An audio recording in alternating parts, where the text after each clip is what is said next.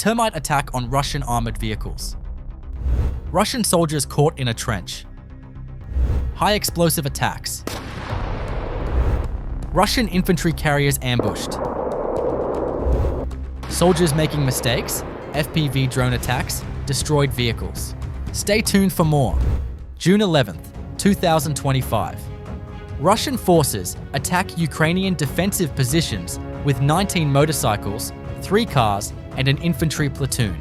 Having detected the attack of Russian forces in advance with reconnaissance aircraft, the Ukrainian 10th Mountain Assault Brigade launches a counterattack.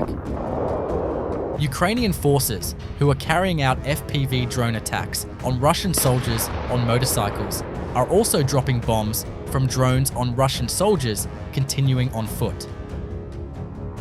The Russian soldiers who came as an assault team suddenly take the defensive position. The FPV kamikaze drones chase after the Russian soldiers in the dispersed assault group and shoot them one by one. The few surviving Russian soldiers attempt to escape into the forest for shelter. But they have to run hundreds of meters. Ukrainian FPV drones continue to attack. Although Russian soldiers try to enter an abandoned trench they found, they cannot escape the Ukrainian drone attacks. You can support us by liking and commenting on the video. While Russian soldiers on motorcycles are lying on the ground, bombs are thrown at them. All vehicles are destroyed. Russian soldiers taking shelter in trenches share the same fate. Russian military personnel and equipment were destroyed. Ukrainian FPV UAV attacks continued for hours.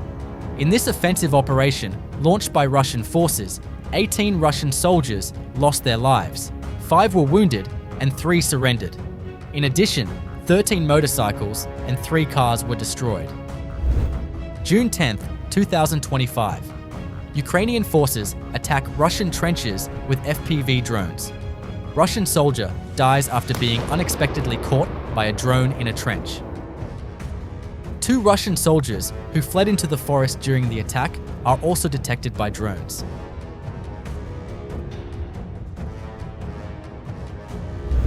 June 9th, 2025. Attack drones from Ukraine's 414th Attack UAV Brigade launch a kamikaze attack on 2 Russian tanks. Tanks have a different armor built around their armor to protect them from drone attacks. That's why drones can always hit tanks, but they can still survive many attacks. Successive attacks fail to damage the tank's outer armor. Ukrainian drone pilots are now trying to target the tank's tracks and engine compartments. Russian tanks are looking for a place to hide in the open terrain, but they are a clear target. After several successful hits, a tank's tracks are damaged. When the Russian tank becomes unable to move, soldiers get out of the tank and try to abandon it. Drone attacks continue to come immediately to the tank that has lost its mobility. Approximately 20 drones were launched in this attack by Ukrainian forces. This is a high number of drone attacks for a tank. The reason 2 Russian tanks have withstood drone attacks for so long is because they have armor designed to defend against drones. But that alone is not enough. The first tank is completely disabled after the engine is hit. But the vehicles are never left like this. The drone that comes after it completely destroys the tank. The next tank is stopped ahead. The other tank is also completely destroyed. Tanks that go into the attack without infantry are very vulnerable. Russian forces make this mistake often. June 9th, 2025. The Ukrainian 27th Rocket Artillery Brigade attacked Russian armored vehicles moving near the town of Kurakov in the Donetsk region with drones.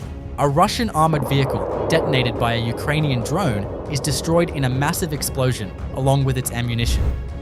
The Russian convoy of 3 armored vehicles is being destroyed one by one. First the vehicle at the back, then the one in the middle, and the last one. The Russian forces, including the Russian soldiers inside the vehicles, suffer great losses. These attacks continued throughout the day, slowing down Russian forces in terms of supply. Another Russian armored infantry carrier was destroyed a few hundred meters away with thermal imaging support. A Russian soldier manages to get out of the attacked vehicle. He escapes from the vehicle, but there is nowhere to hide. He is constantly monitored by drones.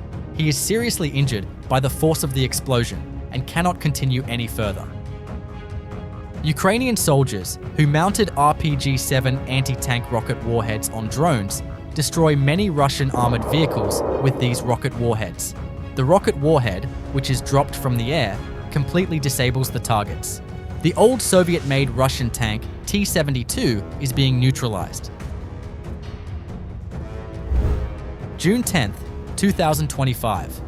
The Russian 152mm self-propelled artillery system 2S-43 Malva was hit by a Darts kamikaze drone near the village of Suka, Kursk region.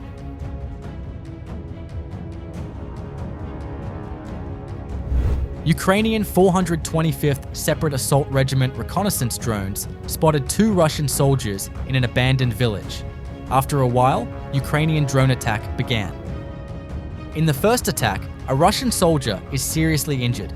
Another Russian soldier tries to carry the wounded soldier but cannot succeed. Unable to carry the wounded soldier, he hides in the ruins. But the second attack hits the other soldier as well.